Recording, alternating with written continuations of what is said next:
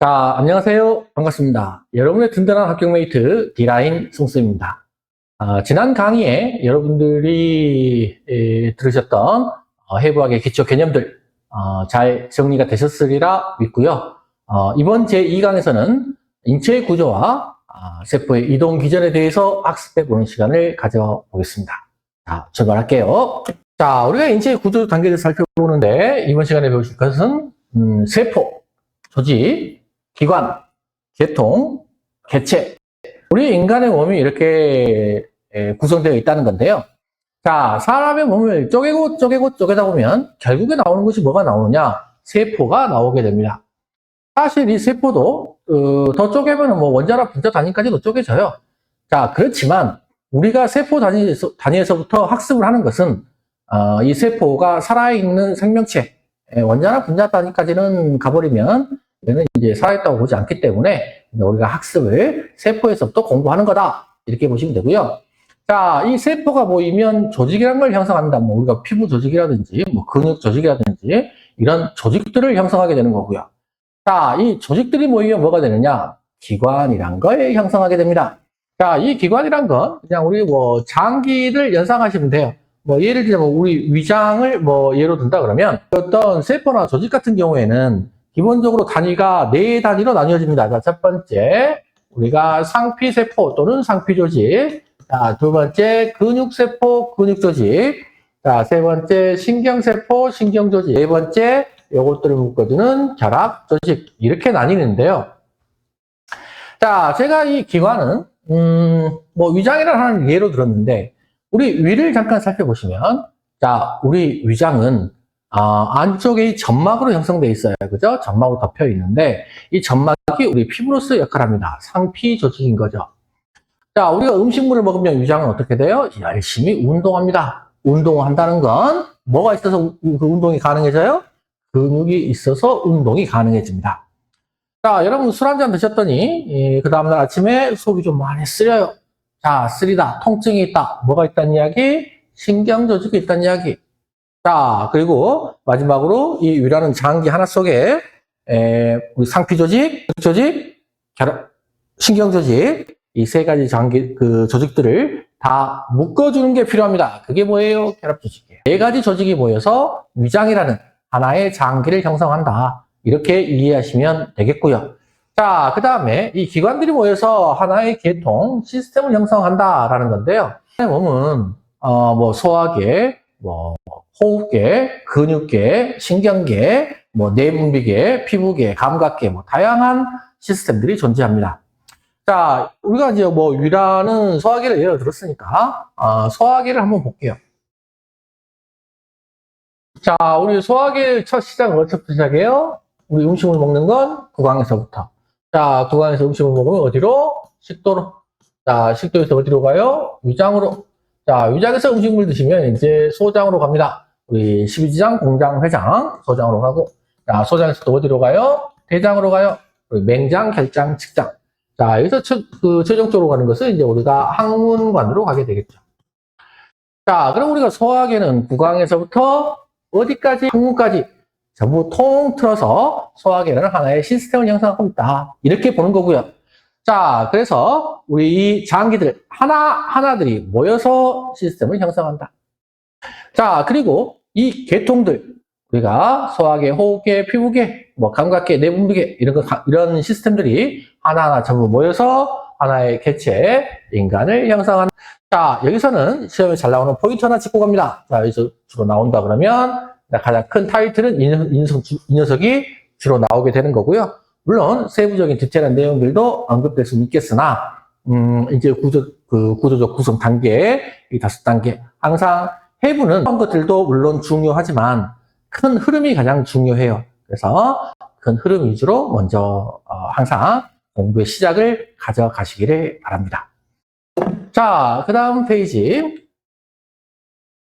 자, 세포의 다양성과 형태를 살펴보는데 세포는요, 일단 형태 부분을 살펴봤을 때 생긴 모양이 굉장히 다양합니다. 그렇지만 일단 거의 대부분의 세포들은요, 굉장히 단순한 형태를 취하고 있어요. 뭐 원형이 될 수도 있고, 뭐 네모난 모양도 취할 수 있고, 뭐 세모도 있고, 뭐 다양하게 있겠지만 기본적으로는 거의 대부분들이 가장 많은 건 타원형을 취하고 있는 녀석들이 제일 많습니다. 그 중에서도 이제 특이한 형태를 취하고 있는 녀석들이 있는데, 일단 신경세포 같은 녀석들은 지금 생긴 모양이 이 녀석 연상하시면 될 것 같아요. 이렇게 생긴 게 이게 지금 우리가 신경세포 형태예요. 생긴 모양이 굉장히 좀 특이하게 생겼죠. 자, 이 신경세포 같은 경우는요, 기본적으로 우리가 상처를 입거나 하면은 상처가 회복이 되잖아요. 그죠? 근데 신경세포는 우리가 2세 이후로는 더 이상 세포 분화가 일어나지 않습니다. 그래서 일단 한번 다쳐버린 신경세포는 더 이상 회복되지 않는다. 이렇게 두시고요. 자, 그 다음에 보시는 게 이제 신경세포의 특징이, 여러분 살펴보셔야 되는 게, 네 가지 정도 있을 것 같아요. 자, 첫 번째가 수상돌기. 자, 두 번째가 축삭. 자, 세 번째가 슈반세포. 자, 마지막으로 네 번째가 수초. 네 가지 정도 우리가 언급할 수 있겠는데, 우리 이제 주로 시험에 많이 나오는 건 이제 요 두 녀석 보시면 돼요. 이 두 녀석은 꼭 체크를 하고 가시면 좋은데, 자, 우리가 수상돌기 하는 역할이 뭐냐라고 한다 그러면, 수상돌기는 여기 뾰족뾰족 튀어나오는 녀석들 있죠? 그게 보실지 모르겠는데, 요 녀석이 우리가 이제 수상돌기라고 부르는 거고, 여러분들이 뭐 뜨겁다, 차갑다, 전부 자극을 느끼는 건 요 수상돌기가 느낍니다. 자극의 인지. 자, 두 번째 축삭의 경우에는, 여러분이 느낀 감각을, 자, 우리 대뇌까지 전달해줘야 돼요. 전달을 해줘야 돼요. 그걸 누가 해줘요? 축삭이. 즉, 자극의 전달. 여기 수상돌기가 축삭의 역할이고, 여러분들이 시험 문제에서 가장 많이 언급하고 있는 녀석들은 요 두 녀석. 자, 그 다음에 이제 슈반세포나 수초 같은 경우는 자주 언급되는 녀석은 아니지만, 우리가 신경세포 하는 김에 같이 한 번씩 짚어보고 갈게요. 자, 슈반세포 같은 경우는요, 우리가 이제 뭐 마라톤 하시다 보면, 중간에 막 물도 마시고 그러잖아요. 즉, 여기 뭐 발끝에서 머리까지 그 감각이 전달하려고 그러면 좀 힘들지 않을까요? 굉장히 먼 거리니까, 요 조그만 녀석이 전달하려면, 자, 그러니까 중간에 이제 영양 공급이 필요해요. 그 이제 슈반세포가 하는 일이고. 자, 그 다음에 요 전달이 어떻게 되느냐? 그건 전부 전기를 통해서 전달이 됩니다. 자, 뭘 통해서? 전기를 통해서. 자, 그러면 우리가 전선을, 피부에 벗겨진 전선을 맨손으로 잡는다. 그럼 전기 감전돼서 죽을 거 아니에요. 그죠? 여러분들이 정전기를 느끼시는 이유, 수초에가 일시적인 문제가 있어서 그럴 가능성이 좀 높다. 이렇게 보시면 되겠네요. 자, 어쨌든 우리 몸에는 기본적으로 전기가 흐릅니다. 자, 전기가 흐르는데, 전기 흐른 상태에서 그럼 다른 사람과 접촉만 해도 항상 찌릿찌릿할 거 아니에요. 그죠? 자, 찌릿찌릿할 테니, 전기가 흐르지 않게끔, 피복을 쌓아둡니다. 즉, 절연체로서의 역할을 하는 게 이 수초예요. 절연체로서의 역할을 하는 게 이 수초. 자, 그래서 우리가 일단 기본으로 꼭 체크해 두셔야 되는 건 수상돌기와 축삭. 얘는 꼭 기본으로 체크해 두시고, 슈반세포와 수초는 그냥 참고사항으로 봐두시고 넘어갑니다. 그 다음에 두 번째, 적혈구 같은 경우에는 기억하셔야 되는 게 산소 운반이에요. 기존의 시험 문제는 적혈구 그러면은 산소 운반, 요게 거의 시험 문제 기본으로 나왔었고, 여러분들이 답안을 찾기도 굉장히 수월했었죠. 근데 이제 최근 시험 문제 출제 경향을 보면, 더 이상 좀 단순하게 내지 않아요. 요 적혈구 같은 경우에는 기존의 시험 문제가 너무 많이 나와가지고 조금 더 깊이 있게 세분화해서 시험 문제를 내고 있다 이렇게 보시면 됩니다. 한 가지 좀 설명을 드려보자면 기본적으로 적혈구 같은 경우 수명이 한 120일 정도 돼요. 그리고 크기가 6에서 8 마이크로미터 정도.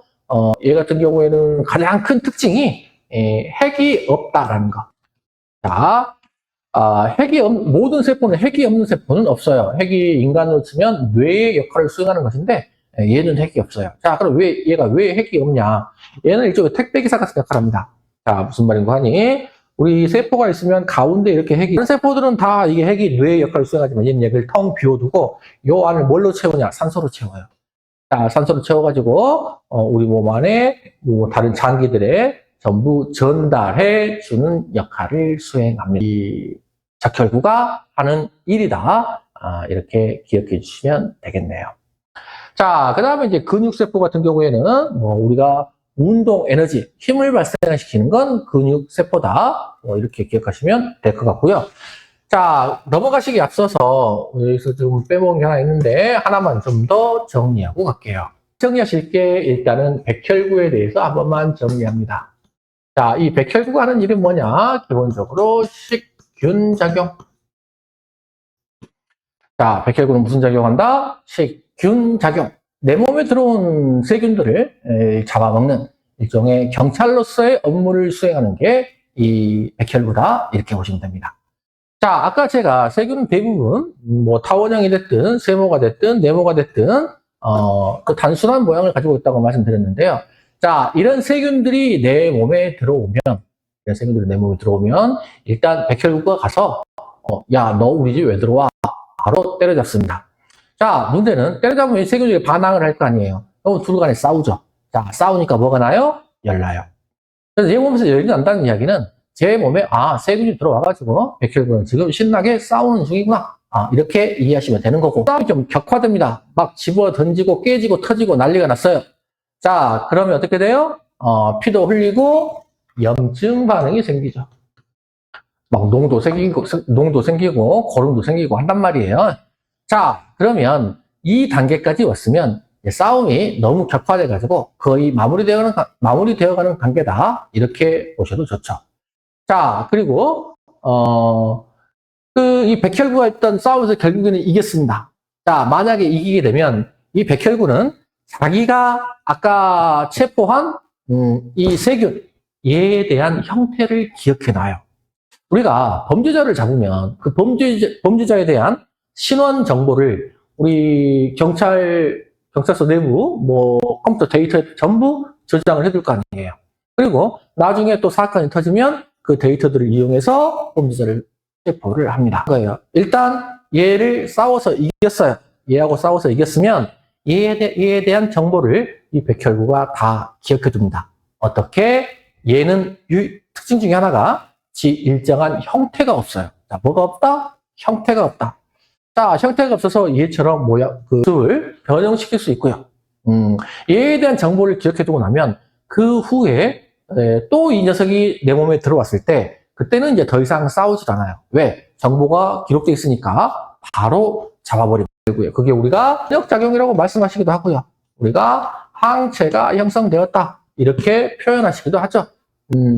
이게 이제 백혈구의 주 역할이고, 여러분이 아셔야 되는 것 중 하나, 백혈구의 경우에는 형태가 앞서서 숫자 하나만 좀 기억하고 볼까요? 여러분들 시험 보시다 보면 출제자분들이 가장 좋아하는 시험 문제의 형태가 답안이 숫자로 된 거예요. 답안이 숫자로 된 것들. 왜?